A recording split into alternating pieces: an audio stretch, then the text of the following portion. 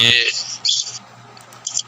एक गुरु भक्त परिवार था और बड़ा ही धर्मपरायण और गुरु की मत पे चलना, धर्म संगत जीना, न्याय संगत जीना, भक्ति संगत जीना, बिल्कुल धर्म प्रेमी बंधु था। धर्मयुक्त, न्याय युक्त, ज्ञान युक्त, भक्ति युक्त जीवन जी रहे थे वो और गुरु की आज्ञा में रहते थे हमेशा। और बहुत ही मतलब जितने में शब्दों का उपयोग करूं, शब्द का मैं तारीफ में, बहुत ही अच्छा परिवार था। और गुरु की बड़ी विशेष कृपा उन परिवार के ऊपर थी। तो और उस परिवार में जो उनके बड़े पुत्र थे वो बहुत ही सदाचारी थे और इतने गुणवान थे कि अपने परिवार में अपने माता पिता के तो प्रिय हर आदमी होता ही है, हर संतान होती है। वो उनके इतने प्रिय थे, संतानों में इतने प्रिय थे, उनके साथ साथ वो पूरे गांव के, अपने मित्रों के, अपने ससुराल पक्ष में, अपने बच्चों के, सबके बड़े आदर के पात्र थे और बड़े प्रेम के पात्र थे, बड़े इज्जत के पात्र थे और सब इनसे काफी खुश रहते थे, काफी आनंदित रहते थे। और तो और क्या बोलूं मैं कि जो इनके अगर कोई शत्रु भाव इनके लिए रखता था, वो भी उनसे अगर ईर्ष्या भी करता होगा, किसी कारण से करता था, तो भी वो भी उसकी हमेशा तारीफ करते थे कि आज जीवन हो तो ऐसा जीना चाहिए। बड़ा सदाचारी है और बड़े ही अच्छे हैं। मतलब अपनों को तो क्या, दुश्मनों को भी उन्होंने अपना कर रखा था। इतने अच्छे व्यवहारिक और इतने अच्छे वो कर्तव्यनिष्ठ थे और ऐसे कर्मवान थे, ऐसे अच्छे कर्म करते रहते थे कि जितनी भी उनकी तारीफ की जाए वो कम है। और तो और जब मैं ससुराल भी मैंने बोल दिया, ससुराल वाले भी उनसे खुश रहते थे, गांव वाले भी उनसे खुश रहते थे, शहर वाले भी उनसे खुश रहते थे। बहुत अच्छे थे और दिखने में बड़े सुंदर थे, बड़े बलिष्ठ थे, धर्मपरायण थे। तो ये कुछ समय ऐसा आया कि वो अचानक और बड़े उत्साही थे, बड़े उल्लास, बड़े आनंद विरोधी भी थे। सदा मुस्कुराता चेहरा, कभी चेहरे पे शिकन नहीं, कभी किसी चिंता की लकीर नहीं दिखनी, कभी कोई चिंता में भी हो तो उसकी चिंता दूर कर देनी, अच्छी बातें, मीठी बातें करके मैं सबका आनंद विरोध करते रहते थे। इस तरह का वो उनका जीवन था। और जब इस तरह का आदमी जब बिल्कुल एक बार चुप होके बैठ जाए तो सबके लिए एक बड़ा विस्मय वाली बात होगी, सबके लिए बड़ा आश्चर्य वाली बात होगी और दुख की बात होगी।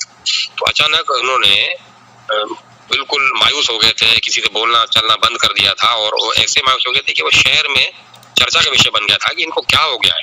परिवार तो चिंता में था ही था, माँ बाप, पत्नी, बच्चे, रिश्तेदार, भाई बंधु, बहुत बड़ा कुटुंब था इनका, चाचा चाची, दादा दादी, बहुत बड़ा कुटुंब था इनका। मतलब वो तो दुखी थे ही थे, साथ में पूरा मोहल्ला, पूरा शहर भी दुखी हो गया था कि क्या हो गया इनको। और इनके मित्र भी दुखी थे, क्या हो गया इनको, ऐसा अचानक चुप हो गया, ना किसी से बोलना, ना किसी से चालना, ना ज्यादा हंसना, और जितना बोले उतनी बात का जवाब देना, फिर चुप हो जाना, खामोश हो जाना। मतलब ऐसा अगर देखें, अगर आज के शब्द में बोला, डिप्रेशन टाइप हम बोल सकते हैं, ऐसा हो गया था कि डिप्रेशन जैसा लगता था, ऐसा हो गया था, बिल्कुल चुप। तो इस बारे में जब सब चर्चा चल रही, सब कुछ चिंता हुई, सबने इनको मनाना भी चाहा, समझाना भी चाहा, पूछना भी चाहा, तो बस ये बोलते थे नहीं ऐसा कुछ नहीं है, मैं ठीक हूँ, बिल्कुल ऐसा कुछ भी नहीं है, इतना कह के चुप हो जाया करते थे। और ये अपने दुख का किसी से भी मतलब चर्चा नहीं करते थे, विस्तार से बात नहीं करते थे, लेकिन जीवन सामान्य जी रहे थे, लेकिन बिल्कुल चुप हो गए थे, खामोश हो गए थे। जो ऐसा हंसमुख चेहरा हो, कमल की तरह खिला हुआ हो, बिल्कुल मुरझा हुआ चेहरा हो गया था। तो सब लोग भी चिंतित थे। तो उस गांव से उन गुरुजनों के पास भी उन लोगों का आना जाना रहता था। तो वो जो इनके परिवार वाले जाते थे, दूसरे भी जाते थे, तो दूसरे जो थे वो भी उस गांव के जो वहाँ गए तो गुरु से चर्चा की कि बाकी सब कुशल है, बाकी सब अच्छा है, लेकिन वो जो जो बड़े बेटे हैं, जो सबका मन मोहने वाले हैं, लेकिन अभी पता नहीं क्या हो गया उनका कि वो बड़े मन से उदास रहने लगे हैं। क्या है ऐसा, क्या वजह है, क्या कारण है? आप कृपा कीजिए, आपकी शुरू से भी उनके परिवार में कृपा रही है, हमारे पूरे गांव पे कृपा रही है। तो ये हमारे घर में जो गांव में जो ऐसे एक मतलब विशेष मूर्ति है, जो ऐसा अच्छा पात्र है, उसको ऐसा दुख क्यों हो रहा है? आप दुख दूर कीजिए, दुख भंजन कीजिए इसका। बोला ठीक है, जब योग होगा, योग संयोग होगा तो मैं आके बात करूंगा। बोला नहीं, योग संयोग नहीं होगा, आप तो कृपा कीजिए और अभी चलिए साथ में। और क्योंकि वो इतने अच्छे थे और गुरु के प्रिय थे, दूसरा गुरु के प्रिय होने के साथ साथ जो गुरु के शिष्य थे, वो शिष्य भी उनकी चर्चाओं से वाकिफ थे। ऐसे कई शिष्य थे जो उनसे मिल नहीं चुके थे, लेकिन उन गाँव वालों का वहाँ आना जाना रहता था, तो शिष्य भी पूछते थे गाँव में कैसा है, क्या है, सब कुशल के हम बताते थे कि हमारे गाँव में ये है, हमारे गाँव में वो है। तो जो चीजें अद्भुत होती हैं, अब कोई आगरा से आएगा तो पूछेगा ना आगरा में ताजमहल कैसा है, उसी तरह से तो वो एक चर्चा का विषय था, मतलब एक शोभायमान मूर्ति थी वो। तो वो भी शिष्यगण जो थे गुरु के, वो भले उनसे नहीं मिले थे लेकिन उनके नाम से वाकिफ थे, उनकी चर्चाओं से परिचित थे वो। तो उन्होंने, वो भी अपने गुरु को कई बार बोल चुके थे कि आप तो सब पे कृपा समान करते हैं, तो वो जो पूरा गांव आपके शिष्य है, तो केवल इसी पे आपने विशेष कृपा क्यों की है कि जो इतना मान्य है, सर्वमान्य है और इतना सफल है जीवन में और इतना सबसे आगे है, क्या वजह है इसकी? बोला नहीं, मैं तो सब पे विशेष कृपा, मैं तो सब पे, ईश्वर की सब पे कृपा रहती है, मैं तो भेदभाव की जीवन जीता नहीं हूँ, कोई किसी से भेदभाव करता नहीं। उसका करनी ऐसी है, उसका चलना ही ऐसा है, वो इतना अच्छा है कि वो गुणों से खुद भरपूर है, गुणों की भंडार है वो। तो जब उन्होंने सुना कि ऐसा हो गया तो गुरुजी भी जाने लगे और उन शिष्यों ने भी कहा कि हाँ गुरुजी आप जाइए, ऐसा क्या हो गया, वहाँ पे जाइए। गुरुजी वहाँ पे गए, उनके परिवार में जब मिले तो जब सब लोग थे तो उन्होंने एकांत में जाके उन शिष्यों को बोला, क्यों, ये तुम्हारी उदासी की वजह तुम्हारा मित्र है ना? तो बोला जी। बोला वही तुम्हारा मित्र है जिसकी वजह से तुम उदास हो, परेशान हो। बोला क्यों? बोला वो मेरा मित्र जो है अक्सर मेरे साथ उठता बैठता खेलता करता काम करता रहता है, बचपन से ही मेरा मित्र रहा है वो, लेकिन वो हमेशा दुखी रहता है मेरी वजह से। बोलता है कि तुम्हारे लिए, तुम्हारी मुझसे, तुम्हारी उपमा देकर मेरी पत्नी, मेरे माँ बाप, मेरे घर वाले सब बोलते हैं कि तुम हो, वो तुम्हारा भाई, तुम्हारा दोस्त है, वो कितना अच्छा है और तुम कैसे हो, और तुम इतने सफल हो और मैं इतना असफल हूँ, तुम इतने खुश हो, सबको खुशी प्रदान करते हो और मैं ऐसा हूँ कि मैं न खुद खुश रह पाता हूँ न दूसरों को खुश कर पाता हूँ, मेरा जीवन ही कलंकित है, शापित मेरा जीवन है। तब उन्होंने इतनी बड़ी बात बोल दी कि मेरा जीवन ही शापित, और बहुत रोए भी इनके सामने। तो इनको बड़ी मन में वेदना हुई, बड़े कष्ट हुआ कि मेरी वजह से दुखी हो रहा है। तो इनको बोला ये दुख मेरी वजह से यहाँ था या नहीं था वो तो फिर बात की बात है, लेकिन इनको दिल में ये लगा कि मेरा मित्र भी क्यों दुखी हो, मेरे मित्र को भी जगह जगह उलाहना ताने सुनने क्यों मिले, वो भी अच्छा हो जाए। तो उसकी चिंता में ऐसे पड़ गए कि सब हंसी खुशी भूल गए ये, और उसी चिंता में चिंताग्रस्त है कि इसने कहा कि मेरा जीवन ही शापित है जीवन। तो ये बात मुझे बहुत चुभ गई, ये बात मुझे लग गई, जिसका मुझे सदमा लग गया है और इसकी वजह से मैं चुप हूँ, खामोश हूँ। तो फिर गुरुदेव ने सबको बुलाया और उनके मित्र को भी बुलाया, लेकिन गुरुदेव ने वहाँ पे कोई चर्चा नहीं की। और गुरु के आगमन से और गुरु की बात से, तो गुरुजी ने हाथ में उनको बोल दिया जब अकेले में बात कर रहे थे कि चिंता नहीं करो, तुम्हारा मित्र जो रो रहा है, तुम्हारा मित्र जो बोल रहा है कि मेरा जीवन शापित है, वो भी अच्छा हो जाएगा, वो सही हो जाएगा। जब ये बात उनके कान में पड़ी कि गुरु कृपा हुई और गुरु कृपा उस पर भी होगी, तो वो फिर धीरे धीरे उत्साहित हो गया और खुश होने लगा, खुश हो गया वो। और जो चेहरे की आभा उड़ गई थी वो आभा फिर लौट आई और थोड़ा मन प्रफुल्लित हो गया था। फिर गुरुजी ने परिवार वालों को बुलाया और उसके मित्र को बुलाया। तो गुरुजी ने बुलाया तो सबने फिर देखा कि हाँ, जो पहले मुंह लटका हुआ था, मुंह थोड़ा हंसने लगा है, अच्छा हो गया है, मतलब गुरुजी ने इस पे कृपा कर दी। वो जो मित्र था वो तो जानता ही नहीं था कि मेरी वजह से मेरा दोस्त दुखी है, लेकिन वो भी चिंताग्रस्त था कि मेरे मित्र की ऐसी स्थिति क्यों हुई है, तो वो भी चिंता में था। जब उन्होंने देखा गुरु ने कृपा की है और अभी अच्छा हो गया, तो वो भी बहुत खुश हो, वो भी बड़ा प्रफुल्लित हुआ। तो फिर गुरु ने रुके, गुरु वहाँ पे कुछ दिन वहाँ पे गुरु ने उनका आतिथ्य स्वीकार किया, उनके साथ रहे, बड़ा अच्छा माहौल रहा। फिर ये करीब मैं अगर भूल नहीं कर रहा हूँ तो गुरुदेव उस गांव में करीब 20 दिन रुके थे। हाँ, हम चर्चा हुई, सत्संग हुआ, बड़ा अच्छा माहौल रहा वहाँ पे।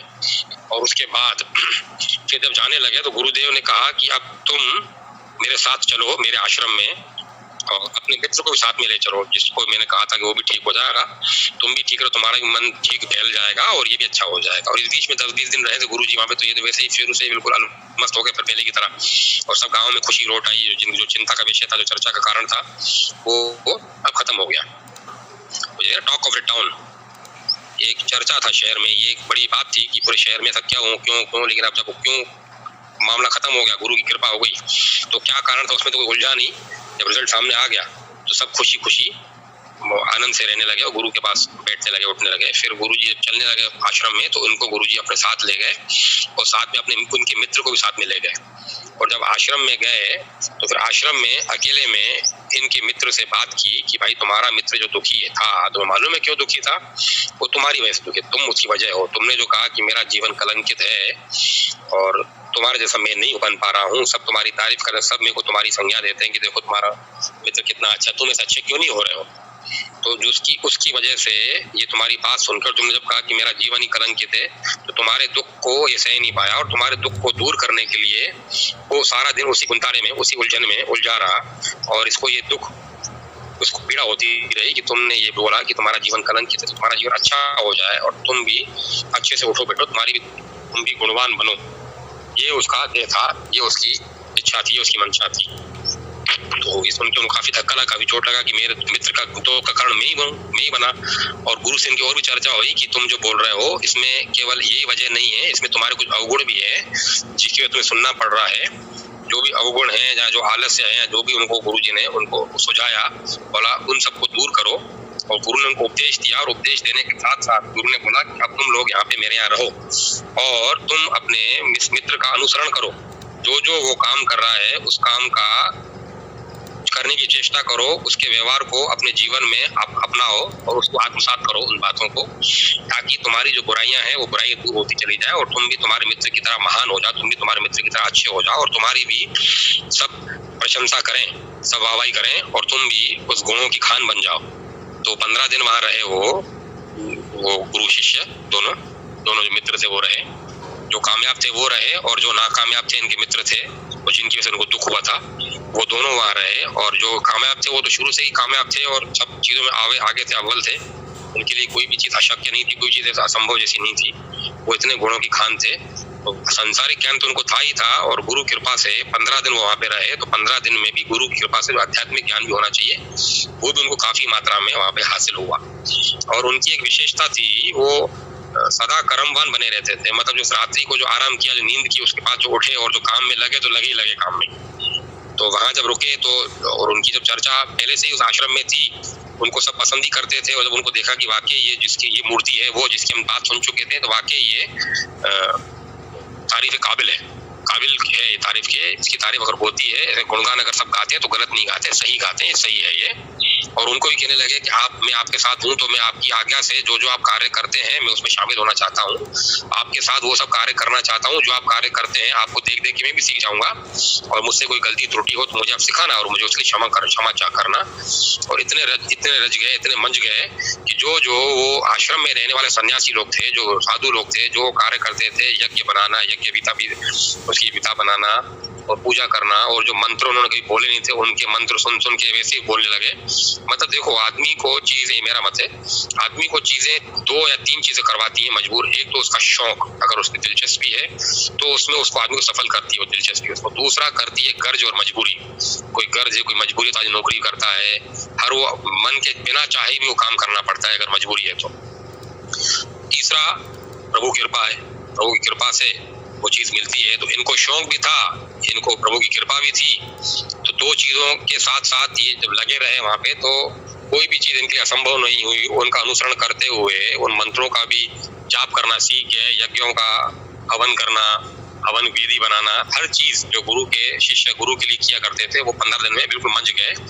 और इनके मित्र ने देखा कि वाकई मेरा मित्र जो है उसकी तारीफ ऐसी गलत नहीं होती, वाकई वो इसके पात्र है और मेरे को भी ऐसा करना चाहिए, मेरे को आलस छोड़ना चाहिए, जो मेरे दुर्गुण है, जो अवगुण है उनको हटाना चाहिए। तो जितना हो सके बनते कोशिश उन्होंने उनका अनुसरण किया। और गुरु ने फिर उनको बोला अब आप जाओ, अब आपको संसारी हो आप लोग, आपको और भी काम करने हैं, अपना घर परिवार देखना है। लेकिन ये 15 दिन में इतने रच गए, इतने रच बस गए, इतने मंज गए यहाँ पे, और इतना इनका मन लग गया कि गुरु को बोला कि आप हमें कृपा कीजिए कि आप अपने पास ही रख लीजिए, हमें वापस मत भेजिए, हमारा चित्त अब कहीं नहीं लगेगा आपके सिवा, आप ही के पास रहे, आप ही की सेवा में रहे, आप ही के सानिध्य में रहे, आप हम पे कृपा कीजिए। गुरु ने कहा नहीं, अभी नहीं, जब मैं तुम्हें बुलाऊंगा तब तुम आना। और जो अभी तुम्हारा जो और एक्स्ट्रा समय जो बच रहा है, जो समय जो दूसरा तुम्हारा फालतू बचता है, उसमें भी तुम्हें ऐसा और मैं ज्ञान दूंगा जिससे तुम लोक हित में, जन कल्याण के और भी तुम कार्य कर सको, परिवार के उत्थान के लिए और जन सामान्य के उत्थान के लिए, सबके लिए अच्छा कर सको। वो तुम्हें मैं ज्ञान, वो विद्या तुम्हें दूंगा मैं, लेकिन अभी नहीं। अभी तुम्हें समाज में, संसार में, परिवार में बहुत सारे काम करने हैं। तो उन्होंने काफी आजी नियाजी की, लेकिन ये गुरुदेव ने नहीं मानी कि नहीं, कर्म ही पूजा है, अपना कर्तव्य करो, कर्म करो, अभी तुम्हें इस कर्म के निमित्त भगवान ने रखा है तो ये कर्म करो। जब वो कर्मों की निवृत्ति हो जाए फिर मैं तुम्हें बुलाऊंगा, और मेरे बुलाए बिना नहीं आना, मैं बुलाऊंगा तुम्हें, निश्चित बुलाऊंगा तुम्हें। ये तो गुरुदेव ने इनको बोला जो मंजे मन जाए थे, जो अच्छे थे, और जो थोड़े दुखी थे, जिनकी वजह से इनको दुख पहुंचा था और जो अपने आप को श्रापित मान रहे थे, उनको गुरुजी ने नहीं बोला कि तुम आना। कहा इन दोनों ने था, प्रार्थना इन दोनों ने की थी कि हमें रख लीजिए अपने यहाँ, लेकिन गुरुदेव ने कहा नहीं। और गुरुदेव ने फिर उनको बोला कि अब इस मेरे शिष्य को दुखी मत करना और तुम भी दुखी मत होना, इसको देखते जाओ और इसकी तरह जीवन यापन करते जाओ, तुम भी सफल होगे। गुरु का भी आशीर्वाद रहा, इनके मन के भी अंदर आत्म जागृति हो चुकी थी और अपने मित्र का अनुसरण करते लगे और करने के बाद वापस अपने गांव आए और करते करते बिल्कुल उनकी तरह ही हो गए वो, और इतने प्रिय हो गए सबके इनकी तरह, ताकि इनको सब लोग जो बुलाते थे कि भाइयों की अलग अलग थे, मित्र थे, एक माँ के जाए नहीं थे, लेकिन फिर भी इतने प्रेमी हो गए कि जैसे इनकी संज्ञा लोग देने लगे राम और लक्ष्मण की तरह, कि भाई कहाँ है आपके लक्ष्मण, भाई कहाँ है आपके राम, इस तरह बातें करने लगे, और ये भी गुणों की खान की तरह हो। लेकिन उनके मन में ये हमेशा इसको मन इनका हमेशा द्रवित होता रहता था कि मेरी वजह से मेरा मित्र इतना पवित्र, इतना पावन, इतना योग्य है, इतना सबका प्रिय है, इतना सबका चाहता है, इतना सुकुशल और इतना व्यवहार कुशल होने के बाद भी इसको मैंने दुख पहुंचाया, इसको मैंने तकलीफ पहुंचाई। ये तो कृपा हुई मेरे ईश्वर की, मेरे गुरु की, कि वो गुरु वहाँ पे आए और इनको आके मेरे मित्र को सही किया। अगर वो गुरु नहीं आते तो मेरे मित्र का क्या हाल होता, क्या हश्र होता। ये इस उधड़ बुन में लगे रहते थे हमेशा, और मित्र में समझाते थे कि ऐसा मत करो, मत सोचो, मैं बिल्कुल ठीक हूँ, तुम खुश रहो, तुम भी खुश रहो, मैं भी खुश हूँ।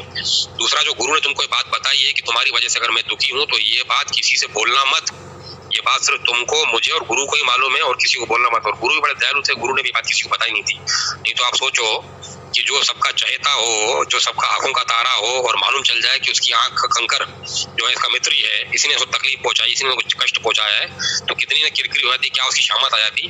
लेकिन गुरु भी सबको ठाकने वाले हैं, गुरु ने सबको ठाका, और ये मित्र तो गुरु का अनुसरण करता ही था, इसने भी ठाका, इसने भी, ये तो प्रेम था ही अपने मित्र से, तो वो क्यों खोलता कि मेरे दोस्त की वजह से मैं दुखी हूँ, तो उसको एक कलंक का टीका क्यों लगने देता। तो वो मना करते रहा। लेकिन अब इसमें भी आत्म जागृति हो गई थी, इसका भी मन जाग चुका था, इसके अंदर भी जो इसके मन में सद्गुणों का प्रभाव प्रादुर्भाव हो चुका था, सद्गुणी हो गया था, तो इसका भी मन धीरे धीरे खिन्न रहता था कभी कभी कि यार मैंने क्या किया, मैंने क्या किया। और ऐसा करते करते काफी टाइम बीतने के बाद, लगभग नहीं करके भी तो 3 महीने के आसपास बीत गया, लेकिन इनका वो मन का कलेश, मन की वो दुख, मन की वो पीड़ा नहीं जा पाई, होती रही मित्र के समझाने के बाद भी। तो एक बार ये बिना किसी को बतलाए, बिना किसी को दिखाए ये घर छोड़ के चले गए, नगर छोड़ के चले गए। तो फिर चर्चा का विषय बन गया ये कि भाई वो तुम्हारा दोस्त है, तुम्हारा दोस्त है, तुम्हारा ऐसा क्यों हो गया, कहाँ चले गया, किसने शत्रुता की। हाँ भाई, जब बुरे लोग अच्छे बन जाते हैं तो लोग उनसे ईर्ष्या कर देते हैं, किसी ने उसका अपहरण कर लिया, किसी ने उसका बुरा कर लिया, इस तरह की बातें होने लगी कि कितना अच्छा हो गया था वो, तुम दोनों की राम लक्ष्मण की जोड़ी थी, ऐसा क्यों हुआ, कहाँ चला गया। तो ये धैर्यवान थे, ये विचलित नहीं हुए, बोला नहीं वो गया है, गया भले बिना बताए पर आ जाएगा, आप निश्चिंत रहो, आ जाएगा। ऐसे करीब 8-10 दिन 15 दिन कहीं बीत गए। फिर इन्होंने अपने पुत्र को, उनको मालूम था कि कहीं और नहीं गया होगा, ये गुरु आश्रम में गया होगा। हालांकि उसको गुरु के पास आने की आज्ञा नहीं थी।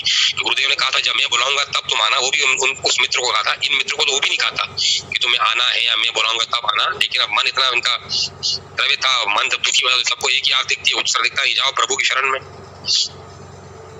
जिंदगी जी राह में थोड़ी जरी थक जी पावा, याद तो के तो ये भजन बनाया ना हमारा रूपचंद जी, बहुत अच्छा, बहुत सटीक, बहुत मार्मिक भजन बनाया है।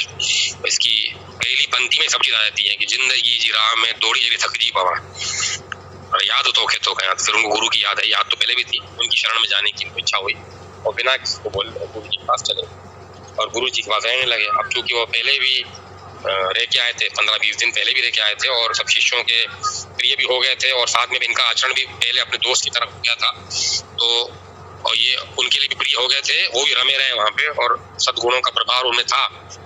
तो सतगुण ये प्रधानता के चलते उनमें ये वैराग उत्पन्न हुआ था और भक्ति भाव में लग गए थे, और 10-15 दिन वो वहां पे रहे गुरु के पास, और गुरु से आजी न्याजी करने लगे कि मुझे भी अब संन्यास दीजिए, और मुझे भी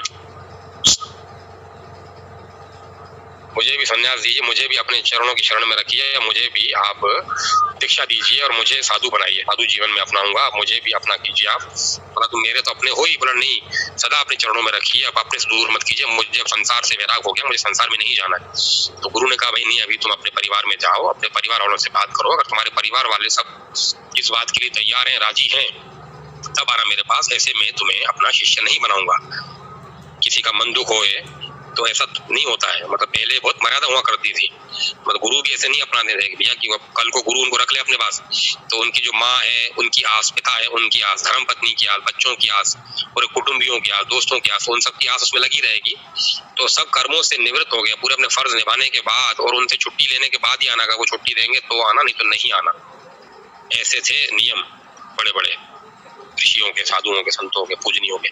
फिर उनको आए समाज में, फिर नहीं हाँ, इस बीच बात चल रही थी, तो ये बात की बात बता दी मैंने आपको, थोड़ा और पहले निकल गया मैं।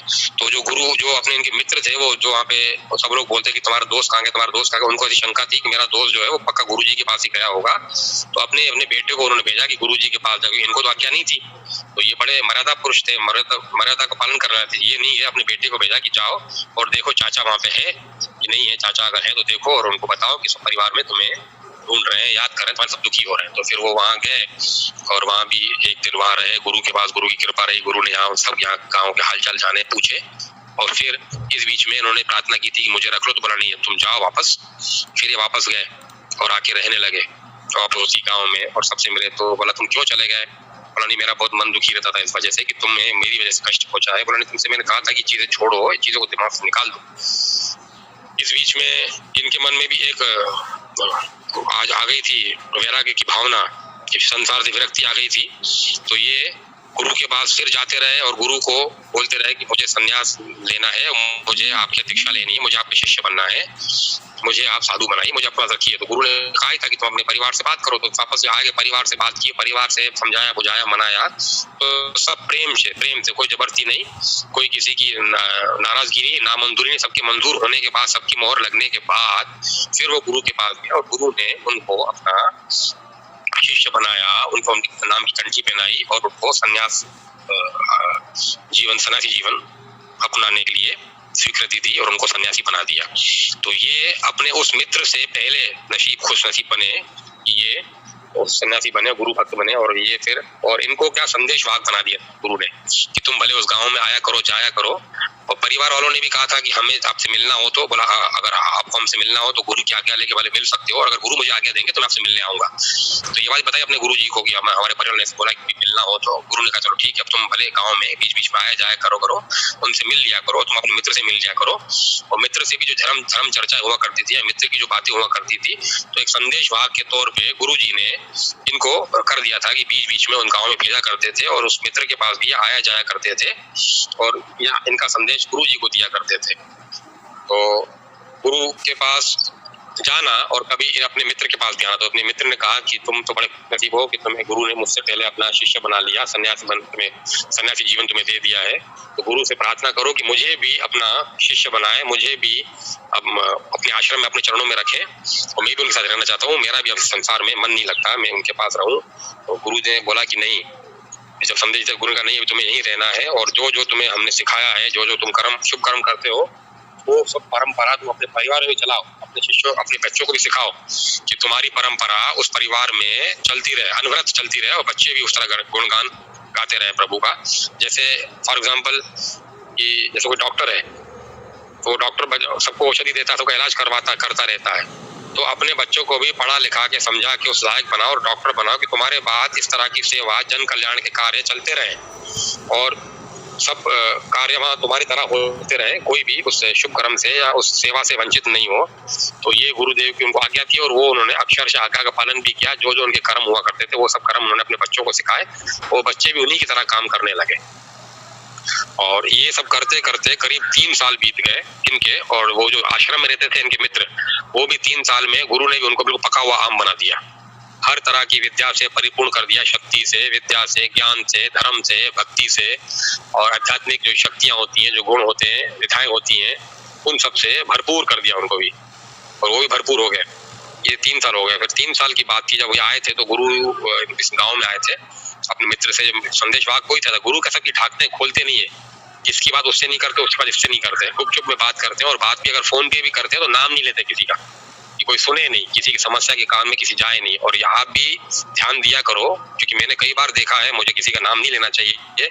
बाबा जब किसी से बात करते सब लोग खिड़की पे कान लगा सुनते थे, कि किसी की भी बातें नहीं सुननी चाहिए, हर किसी के परिवार की अपनी अपनी बात होती है। अभी भी कोई आदमी किसी की बात करता है तो मर्यादा के अंतर्गत आदमी एक तरफ हो जाए, क्योंकि ये मर्यादा आपके गुरु ने भी रखी है, किसी की बात किसी को नहीं। बाबा बोलते थे कि एक ढको तो भगवान था 100 ढक दो, ये बाबा के शब्द हुआ करते थे। मैं आपको शब्द बता रहा हूँ, किसी की भी पर चर्चा, पर निंदा और पराई पचरू न करनी खबन, न बुझनी खबन, और भी बातें बहुत कुछ करने के लिए, सुनने के लिए वो करनी चाहिए। तो खैर, तो गुरु ने जो इनको संदेश वाहक बनाया था, वैसे गुरु किसी की बात न किसी से करते थे, लेकिन इनको अपना कर चुके थे, सन्यासी बना चुके थे, तो इनको ये बात बोली थी कि जो भी तुम्हारे मन की बात हो वो उनसे पूछ के आया करो, मुझे बता दिया करो और मेरी बात उनको बताया करो। मतलब ये थे जिन्होंने गुरु ने इनकी बात यहाँ से वहां करने के लिए इनके मित्र को नियुक्त किया था, अन्यथा गुरु किसी की बात किसी से नहीं करते थे। तो फिर अंत में जब 3 साल पूरे हुए तो इन्होंने कहा अभी मेरा अंतिम संदेश है गुरु के लिए कि गुरु को बोलो कि आप मुझे अपना लें, मुझे स्वीकार कर लें, इसके बाद अब मैं नहीं बोलूंगा। ये मेरी आखिरी बार गुरु से विनती है। गुरु ने जो मुझे कहा था कि बच्चों को सिखाओ, मैंने बच्चों को सिखा दिया। जो मैं काम करता था मेरे बच्चे वही काम कर रहे हैं। अब मेहरबानी करें, मुझ पर कृपा करें, अब मुझे अपना लें, मुझे अपने चरणों में स्थान दें, मुझे भी सन्यासी बनाएं। ये बात आके उन्होंने बताई। गुरु जी ने स्वीकार कर लिया, बोला ठीक है बुलाओ। फिर वो आए और गुरु ने उनको दीक्षा दी, अपना किया और उसी आश्रम में रहने लगे। वो सबके चहेते, सबके प्रिय, तो गांव वालों के भी थे, घर वालों के भी थे, ससुराल वालों के भी थे, अपने बच्चों के थे, अपनी औलादों के भी थे। कई बार क्या होता है कि कहते हैं घर का जोगी जोगड़ा आन गांव का सिद्ध। जो घर के संत होते हैं ना उनको परिवार वाले पूछते, बाहर के संत होते हैं परिवार वाले पूछते नहीं है। आपने कई बार देखा होगा, वैष्णो देवी जाओ या गंगा मैया जाओ तो आप लोग दूर दूर से जाओगे, थके हारे जाओगे, तब भी दर्शन करने जाओगे, माथा टेकने जाओगे, गंगा में स्नान करने जाओगे। और जो वहां रह रहे हैं वो इतना नहीं आएंगे जाएंगे, सबके लिए नहीं बोल रहा हूँ, कुछों के लिए बोल रहा हूँ, बाकी लोग जाते होंगे, श्रद्धावान रखते होंगे। प्राय ऐसा देखा गया है, जो चीज घर के करीब होती है, अपने पास होती है, उसकी कदर नहीं होती है। लेकिन ये ऐसे थे कि घर का जोगी जोगड़ा आन गाँव का सिद्ध।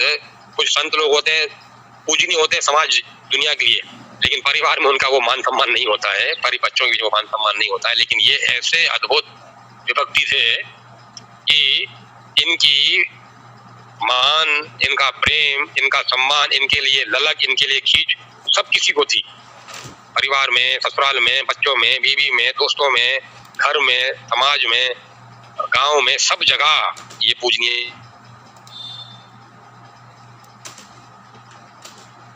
थे। और सबके, और फिर जब चले गए 3 साल बाद गुरु के यहाँ, अच्छा साथ में जब इन्होंने बुलाया था तो गुरु ने साथ में हिदायत ये भी देके भेजी थी कि अपने बच्चों को बोलना कि ये तुमने जो ये साधु जीवन तुम अपना रहे हो, ऐसा तुम्हारे परिवार से अब कोई भी साधु जीवन नहीं अपनाएगा।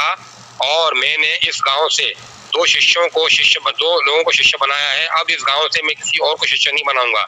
इस बात को मंजूर करवाओ तो ही मैं तुम्हें शिष्य बनाऊंगा, अन्यथा मैं तुम्हें शिष्य नहीं बनवाऊंगा। फिर उन्होंने तब से बात बोली कि गुरु जी ने ये आज्ञा की है कि परिवार से दूसरे काम करेंगे, धर्म उचित और धर्म वाले कार्य करेंगे, सब वो काम करेंगे, लेकिन संन्यास को ग्रहण नहीं करेगा। जो काम वैसे होते हैं सन्यासियों के वो भी आप काम करोगे, लेकिन मेरे पास सन्यासी बन के या मेरे पास आके शिष्य बन के कोई नहीं रहेगा। इस बात को मंजूर करना, क्योंकि इस गांव से मैंने 2 को अपना शिष्य बनाया है। इस बात की मंजूरी मिल गई। फिर ये चले गए गुरु के पास, और जब गुरु के पास गए तो आश्रम में सबके प्रिय तो वैसे ही थे, और सबके प्रिय बन गए, सबके आंखों के तारे बन गए। और गुरु ने जो उनको शिक्षा देना शुरू की, आप सिर्फ कल्पना कीजिए, ये जरा भी लाग लपेट की बात नहीं कर रहा हूँ, जरा भी मिक्सिंग नहीं है, मैं अपने मन से नहीं बोल रहा हूँ, ये यथार्थ है।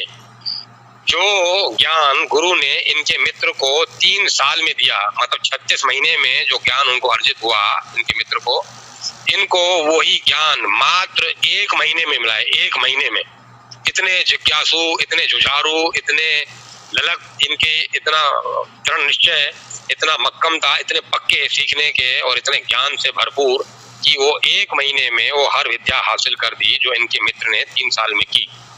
और जब गुरु ने देखा कि हाँ अब मेरे शिष्य सब पक्के हो चुके हैं, और गुरु जी ने इस ख्याल से बोला कि तुम 1 साल और मेरे पास रहोगे, उसके बाद तुम्हें फला जगह जाके अपना आश्रम बनाना है और वहाँ के गांव वालों का उत्थान करना है। क्योंकि गुरु तो सब लोग हित के काम करते हैं, खुद का संचय नहीं करते, संचय की सीमा नहीं होती हम जैसों के लोगों के लिए। और गुरु जो संचय करते हैं वो बांटते दूसरों के लिए संचय करते हैं कि यहाँ आया और यहाँ बांटा, यहाँ से पैसे आए यहाँ बांटे, यहाँ से कुछ आई भिक्षा यहाँ बांटी। तो संचय की सीमा हम लोगों के लिए नहीं है, लेकिन उनके पास संचय के तो अथाह भंडार है, वो दूसरों के लिए, अपने लिए नहीं है। तो उसी उद्देश्य से उसको अपने शिष्यों को ट्रेंड किया, अपने शिष्यों को सिखाया और अपने शिष्यों को बोला कि अब 1 साल तक तुम मेरे इस आश्रम में रहोगे, उसके बाद तुम्हें यहाँ से जाना पड़ेगा। तो ये इतने गुरु भक्त थे, इतने गुरु के प्रेमी थे कि जैसे अब बिना सांस लिए आदमी कैसे जीवित रह सकता है, एक ये संज्ञा भी दे सकते हैं मैंने कि बिना बच्चे माँ के बच्चा कैसे जीवित रह सकता है। जो दूध मुँहा बच्चा है, जो थोड़ा भी ज्ञान समझ रखता है, उसको माँ ही चाहिए ना। तो उस तरह मेले में जब बच्चे का हाथ बाप ने पकड़ा रखा होता है तो फिर बच्चे की तो मजा अलग होता है। भीड़ में हर दुकान पे हर सामान उसका है, जो इच्छा करेगा वो उसको मिलेगी। तब प्रभु ने हाथ पकड़ रखा, गुरु ने हाथ पकड़ रखा, तो उसकी क्या प्रसन्नता का मतलब आनंद की पराकाष्ठा है फिर तो वो। और जब सुना कि मेरे को गुरु से अलग रहना पड़ेगा 1 साल बाद, तो ये बिल्कुल निढाल होगा कि नहीं, ऐसा नहीं होगा, मैं आपको छोड़ के बिल्कुल नहीं जाऊंगा। बोला नहीं, तुम्हें जाना पड़ेगा, तुम्हें सिखाया है, तुम्हें और बहुत सारे काम करने हैं। अब मैं ऐसी व्यवस्था कर रहा हूँ कि अभी तो जो काम इस आश्रम से हो रहा है, अभी मैं एक हूँ, मैं अनेकों में विभक्त हो जाऊंगा। एक जगह तुम्हें भेजूंगा, एक जगह किसी और को भेजूंगा। सब शिष्यों को वो गुणों की तुम लोग खान हो चुके हो, और इस चीज का विस्तार करो, धर्म को फैलाओ, धर्म को और बढ़ाओ आगे।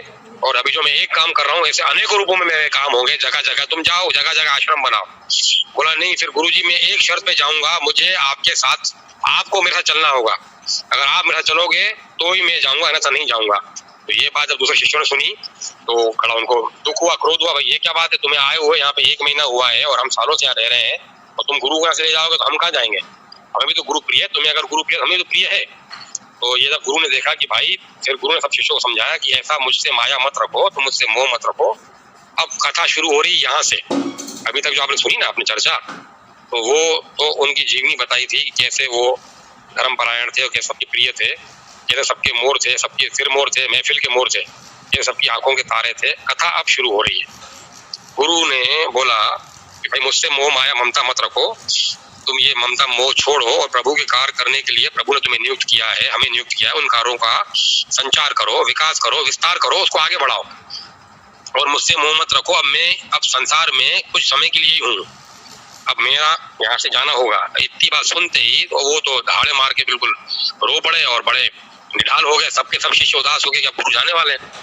जो जीवन का आधार है, पीने के लिए पानी चाहिए, पानी नहीं मिलेगा तो आदमी क्या जिएगा? जब जीने के लिए सांस चाहिए, हवा चाहिए, हवा ही नहीं मिलेगी तो आदमी क्या जीवित रहेगा? तो सोचो कितना प्रगाढ़ प्रेम शिष्यों का कि जीने का आधार जो है अगर वही चला जाएगा तो फिर जीना व्यर्थ है, जीना ही बेकार है। तो लेकिन ये इतने दृढ़ निश्चय थे, इतने पक्के थे, उसी समय ये लग गए गणेश भगवान की स्तुति करने, गणेश भगवान की पूजा करने। और गणेश भगवान की पूजा करते करते कुछ ही समय में इन्होंने गणेश भगवान को भी राजी कर लिया। गणेश भगवान प्रसन्न हो गए, गणेश भगवान ने इनको साक्षात दर्शन दिए और बोला बोलो। तो उन्होंने गणेश भगवान से ये वर मांगी कि मेरे गुरु ने मुझे इस तरह की आज्ञा दी है, और मुझे गुरु ने कहा है कि अब मैं संसार में कुछ ही समय है मेरा, अब मैं चला जाऊंगा, इसीलिए तुम अनेकों रूप में मैं तुम लोगों के बीच में रहूंगा और इस काम को विस्तार करो, अलग अलग आश्रम बना के रहो, लेकिन मैं अपने गुरु के बिना जीवित नहीं रह पाऊंगा, मैं अपने गुरु के बिना एक पल नहीं रह सकता, मुझे मेरे गुरु यही चाहिए। आप शिव जी को बोल के इनकी आयु को बढ़ाइए। तो गणेश भगवान ने बोला कि ऐसा नहीं होता भाई, जो आया उसको जाना है, तो सबका अंत होता ही है। ऐसा तुम अगर माया में पड़ जाओगे, तुम अपने गुरु को आफत में डाल दोगे, उसका आगे का रास्ता तुम मत रोको। बोला नहीं, मैं आप मुझसे राजी हुए, प्रसन्न हुए हो, तो मेहरबानी करके आप मेरा ये वरदान दीजिए मुझे, और मुझे मुझे भोले बाबा से ये वर लेके दीजिए। तो गणेश भगवान फिर गए भोले बाबा के पास शिवलोक में, और पता है कि ये मृत्यु लोक में इस तरह से बात हुई है और ये गुरु भक्त है और अपने गुरु के लिए बोल रहा है। तो भोले बाबा भी बड़े इनके काम से तो सब वाकिफ थे ही, बड़े खुश हुए इनसे और बोला ठीक है, अब इसने प्रार्थना की तो प्रार्थना स्वीकार करते हैं, तो भक्त से पूछो जाके कि कितनी उम्र चाहिए। तो गणेश जी ने बोला ठीक है, मैं जाऊंगा उनसे पूछूंगा, तो फिर मैं संदेश वाहक बन जाऊंगा, इससे अच्छा आपकी अगर आज्ञा तो उसको ही बुला लूं। तो शिव भगवान आप सोचो, 1 महीने के अंतराल में, 1 महीना मतलब 1 महीना तो उनको गुरु से ज्ञान अर्जित करने में हुआ और कुछ समय गुरु से चर्चा करने में और कुछ समय इनको पूजा करने में, मतलब मोटा मोटा मानो कि 3 महीने के अंदर अंदर वो इतने परिपक्व हो गए, इतने पक गए, इतने लालो लाल हो गए कि 3 महीने के अंदर ही शिवलोक में उनका प्रस्थान हो गया, उनका आवागमन हो गया, आना जाना हो गया। तो गणेश भगवान भी कृपा के पात्र हो ही गए थे। तो गणेश भगवान ने भी कृपा करके गणेश भोले बाबा को बोला कि मैं जाऊं तो मैं संदेश वाहक बन जाऊंगा, अगर आपकी आज्ञा हो तो मैं इनको ही बुला लूं। तो बोला बिल्कुल बुलाओ, खुद की तो कृपा मिल गई, तो भोले बाबा की कृपा उनको मिलने लगी। ये वहां गए, प्रभु के चरणों में गए, तो बोला बताओ वत्स, तुम्हें अपने गुरु की कितनी उम्र चाहिए। और ये जब बात उनको मालूम चली, उनके गुरु को बात पहले मालूम चली कि इन्होंने गणेश भगवान राजी कर लिया है। ये बात पहले बता रहा हूँ, मैं थोड़ा भूल गया, आगे निकल जाता हूँ, कभी मेरी गाड़ी में टॉप गियर लग जाता है, जैसे तेज बोलता हूँ दिमाग में आगे से चल जाता है, नहीं होना चाहिए। फिर ये गणेश भगवान की जब माला की इन्होंने स्तुति की और गणेश भगवान इन पर राजी हो गए, प्रसन्न हो गए, तो गुरु जी ने बोला कि तुमने मांग के भी क्या मांगा? तुम्हें अपने लिए मांगना था, जगत के भले के लिए मांगना था, तुमने क्या मांगा? तुमने मेरे लिए उम्र मांगी, क्यों मांगी तुमने ये? क्यों मेरी माया में पड़ रहे हो? क्यों मेरे ममता में पड़ रहे हो? बोला मुझे आपसे प्रिय और क्या चीज है? अरे तुम्हें अगर मिला ही था, भगवान का लाभ मिला ही था, प्रभु तुम पे राजी हो ही थे, तो तुमने मांग की भी ये चीज मांगी? बोला मेरे लिए सब कुछ आप ही तो हो, क्यों नहीं मांगू हमें, जो कुछ है आप ही हो। ये बात उन्होंने गणेश भगवान के टाइम पे बोली थी। और फिर जब ये गणेश भगवान ने जब शिव जी का संदेश नहीं ले जाने के लिए बोला मैं संदेश वाहक बन जाऊंगा, उनको ही बुला लेता हूँ, जब इनको शिवलोक में इनको आने के लिए एंट्री मिल गई और शिवलोक में आगे उपस्थित हुआ, तो गणेश गुरु इनके गुरु जी को मालूम चल गया कि मेरा जो शिष्य है वो शिवलोक पहुंच चुका है, शिव जी के पास खड़ा है। तो गुरु भी वहां आ गया। गुरु तो पहुंचे हुए थे, इनके बहुत पहुंचे हुए गुरु थे, बहुत मतलब बहुत पहुंचे हुए गुरु। तो वो गुरु भी वहां पहुंच गए कि अरे तो ये जिद मत कर, बोले भोले बाबा इनकी प्रार्थना स्वीकार मत कीजिए, ये तो मेरी माया में मेरे मोह में पड़ रहा है, इसको आप आशीर्वाद दीजिए कि मृत्यु लोक में आपके द्वारा आपके कार्यों में सहायक बने और आपके दिए हुए काम को पूरा करे, इसको आगे बढ़ाइए। अच्छा एक बात मैं और भूल गया था, फिर मेरा दिमाग तेज चल गया था। जब ये गुरु ने इनको 1 महीने में ज्ञान दिया था, शिक्षा दी थी, तो जैसे अलग अलग होती है ना, सबकी अलग अलग ब्रांचेस होती है, तो गुरु ने जो इनको ब्रांच दी थी, वो ब्रांच दी थी कि संसार में जितने भी दुखी लोग हैं, जितने भी थके लोग हैं, जितने भी हारे हुए लोग हैं, उनका उत्थान तुम करो, उनके दुख को तुम दूर करो। अब बताओ इससे बड़ी विकट और इससे बड़ी भारी ब्रांच और क्या हो सकती है? डॉक्टर लोग बनते हैं, कोई किडनी का बनता है, कोई हार्ट का बनता है, कोई त्वचा का बनता है, कोई आंख का बनता है। इनको डॉक्टर क्या बनाया? इनको पारंगत किसमें बनाया? कि संसार में जितने भी संसार के दुख हैं, जितने भी संसार में लोग दुखी हैं, परेशान हैं, थके हुए हैं, हारे हुए हैं, इनके थकान को, इनकी हार को, इनके दुख को दूर करो, इनके कारण को दूर करो। इसमें तो बहुत बड़ा वास्ट इनका सब्जेक्ट हो गया, बहुत बड़ा इनका क्षेत्र हो गया, बट वो तुम्हें काम करना है, ये उन्होंने कहा था। उसके बाद से कहा था कि अब तुम जाओ 1 साल यहाँ रहो। फिर गणेश जी की उन्होंने स्तुति की, उन्होंने सुन लिया कि मेरे गुरु जी जाने वाले हैं। फिर अब शिवलोक पहुंच गए, शिवलोक पहुंचे तो यही पहुंच गया कि नहीं प्रभु इसको ऐसा मत करो, इसकी बात मत स्वीकार करो, इसकी प्रार्थना मत स्वीकार करो, इसको समाज में संसार में बहुत लोगों को लाभ पहुंचाना है, ये मेरे में मोह नहीं रखे, मेरे में माया नहीं रखे, इसको जाने दो। लोगों के उत्थान के लिए, लोगों के दुख दूर करने के लिए, लोगों हारे हुए लोगों को सहारा देने के लिए इसको भेजना है, कर मैंने काम दिया है, ये काम करे। तो भोले बाबा ने कहा ये काम तो करेगा, लेकिन अब ये मुझसे वरदान प्राप्त कर चुका है, क्योंकि इन्होंने गणेश को प्रसन्न किया है, तो वरदान तो इनको मैं दूंगा ही दूंगा। मतलब गुरु की भी नहीं चली भोले बाबा के आगे, मतलब इन्होंने भोले बाबा का और गणेश भगवान का दिल जीत लिया था। तो बोला बोलो बस तुम्हारे गुरु को कितनी उम्र दूं? तो ये गुरु के भोले बाबा के चरणों में बैठे ही थे, तो बोले कि नहीं आपसे ज्यादा आप अंतर्यामी, मैं आपको क्या बताऊं कितनी उम्र दूं?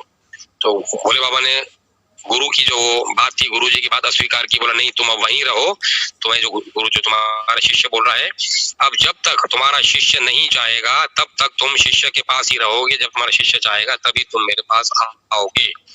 उन्होंने सर पे हाथ रख दिया, अरे ये क्या कर दिया भोले बाबा ने, क्या बोल दिया ये?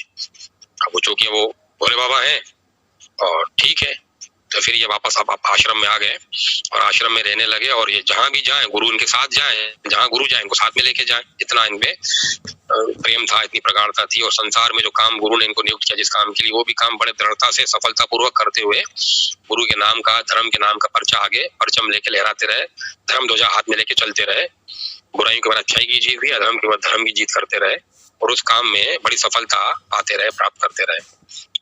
इस बीच में गुरु कहीं भी जाए इनको साथ में ले जाए, ये कहीं भी जाए अपने शिष्यों को साथ, इसको साथ में ले जाए। शिष्य लोग भी बोलते थे कि गुरु जी आपके दर्शन हमें नहीं मिल पाते, तो गुरु ने कहा नहीं भाई अब ये तुम्हें करना ही पड़ेगा, क्योंकि ये भोले बाबा से वरदान प्राप्त है, गणेश भगवान से वरदान प्राप्त है, अब मैं भी इसके अधीन हो चुका हूँ, ये चाहेगा तो ही मैं यहाँ से जाऊंगा, मैं जा नहीं पाऊंगा। और ऐसा करो मेरे रहते रहते ही तुम सब इसको गुरु रूप में स्वीकार करो, अपना गुरु इसको बना लो, अपना गुरु अब इसको मानो। ये सब बातें बोली और फिर ये काम करते रहे, चलते रहे। इस बीच में फिर गुरु ने बोला कि भाई अब तेरा मोह मुझसे खत्म नहीं हो रहा, बहुत समय बीत गया है, मुझे भी प्रभु के पास जान दे। तू देख प्रभु के पास चला था, देख ये बात उन्होंने वहीं भी तब भी बोली थी कि तू प्रभु के पास आया है, देख कितना आनंद है प्रभु के चरणों में। जब ये शिव जी के पास गए थे तो बोला मैं भी तो यहीं आना चाह रहा हूँ, तो मुझे क्यों रोक रहा है?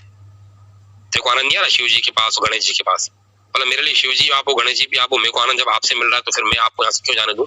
आप मेरे पास रहोगे, आप मेरे पास ही रहो। और तो फिर उन्होंने दोबारा प्रार्थना बोला, अपने शिष्य को मनाना चाहा कि अब मुझे तुम जाने दो, मुझे प्रभु में लीन होने दो, मुझे प्रभु के पास जाने दो, मैं शरीर छोड़ रहा हूँ, मैं तुमको नहीं छोड़ रहा हूँ, मैं प्रभु के पास जा रहा हूँ।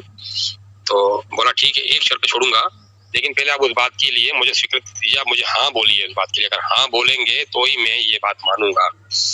तो गुरु जी ने भी आगा पीछा न सोच के हाँ बोल दिया, तुरंत हाँ बोल दिया। और इन्होंने बोला जब ठीक है, अब आप जब यहाँ से प्रयाण करेंगे, प्रयाण चलेंगे यहाँ से, जब चलाना होगा इस मृत्यु लोक को छोड़ के प्रभु के धाम जाएंगे, तो मैं भी आपके साथ जाऊंगा। गुरु के मुंह से आ निकल गया, अरे तुमने क्या बोल दिया, और मैंने तुम्हारे लिए मैं क्या मुंह से हाँ बोल दिया कि तुम जो बोलोगे मैं वो करूंगा। ये तो मैंने बिना सोचे समझे तुमको हाँ बोल दिया। खैर, अब इनके लिए तो प्रसन्नता का विषय था ही गुरु के लिए। गुरु जा रहे हैं प्रभु के धाम में, परम धाम श्री भोले बाबा के चरणों में। और गुरु ने ये सबसे वर मांग रखा था कि जब भी मेरे 100 साल पूरे होंगे तो मुझे लेने आप सब आओगे। सब मतलब लक्ष्मी नारायण भी आएंगे, शिव शक्ति भी आएंगी, सब आएंगे, भोले बाबा के साथ गजानन स्वामी भी आएंगे। तो वो सब उनको लेने आने वाले आ रहे थे। उनके लिए तो वैसे हर्ष का विषय था, खुशी का विषय था, और साथ में जो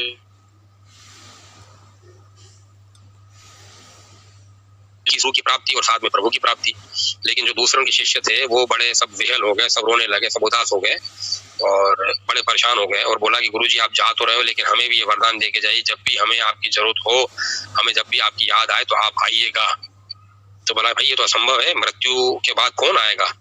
तो फिर इन्होंने जब देखा, इनका बहुत विनय इन्होंने किया, बहुत इन्होंने प्रार्थना की, तो प्रार्थना गुरु ने स्वीकार कर ली कि चलो ठीक है, गुरु जा रहे थे प्रभु के धाम में, प्रभु के चरणों में, दूसरा जन्म तो ले नहीं रहे थे, गुरु को और जन्म होने वाला नहीं था, तो प्रभु के पास आवागमन करना, आना जाना संभव है। तो प्रभु की आशीष से, प्रभु की प्रेरणा से, प्रभु की कृपा से ये उनकी प्रार्थना भी उन्होंने मंजूर कर दी। चलो ठीक है, अब जब भी मैं तुम्हारी याद आएगी, तुम्हें याद आएगी तो हम आएंगे तुमसे मिलने। और ये चले गए, प्रभु इनको लेने आए, साक्षात प्रभु लेने आए इन सबको, इन मतलब दोनों गुरु शिष्य को। और ये प्रभु के धाम में गए और फिर बातों ही बातों में गुरु ने भोले बाबा से बोला कि ये मेरे शिष्य पे ऐसी कौन सी कृपा है कि शुरू से सांसारिक जीवन भी जिया तो उच्च कोटि का जीवन दिया, आध्यात्मिक जीवन जिया तो भी उच्च कोटि का जीवन जिया, मेरा भी दिल जीता, अपने परिवार का, माँ बाप का, सास ससुर का, बीवी का, बहनों का, बच्चों का, मित्रों का, गांव वालों का, नगर वालों का, हर किसी का दिल जीता। जिस भी काम में हाथ डालता उस काम में निपुण हो जाता था। इस क्या वजह है, क्या कौन सा वरदान मिला हुआ है ये? आपको भी गणेश भगवान को प्रसन्न कर दिया, आपको प्रसन्न कर दिया, आपसे भी अपने मन चाहे काम करवा दिए। ऐसा क्या इसको वरदान था? अब देखो ये मर्म देखो कथा का। गणेश भोले बाबा ने बोला कि इसके ऊपर अपनी माँ की कृपा है, इसने अपनी माँ की इतनी सेवा की हुई है, इसने अपनी माँ को इतना प्रसन्न किया हुआ है कि इसकी माँ ने इसको बोला था कि बेटा हमेशा फतेह हो, जिस काम में हाथ डालते थे उसमें हमेशा बिल्कुल फतेह होते थे, सबके मन जीत थे, सबका मन तो जीत रखा ही था इन्होंने। उसकी वजह थी इनकी माँ की इनके ऊपर विशेष कृपा। तो माँ का महत्व आध्यात्मिक जीवन में, सामाजिक जीवन में, संसार में भी और प्रभु के धाम में भी माँ का बहुत महत्व है। तो माँ की उन्होंने बहुत सेवा करते थे, माँ की हमेशा आज्ञा में रहते थे, और माँ ने दिल से उनको जो आशीर्वाद दिया था उस आशीर्वाद के परिणाम फल स्वरूप ही ये इनको इस तरह की शक्ति से भरपूर हुए थे। और बोलो गुरु के उन शिष्यों की जय, गुरु की जय, शिव शक्ति की जय, भोले बाबा की जय, शिव माता जगदम्बा अम्बे की जय, गजानन स्वामी की जय, कार्तिक भगवान की जय, नंदी जी की जय, समग्र शिव दरबार की जय, श्री राम की जय, सिया राम की जय, लक्ष्मण भगवान की जय। जय क्यों नहीं करते?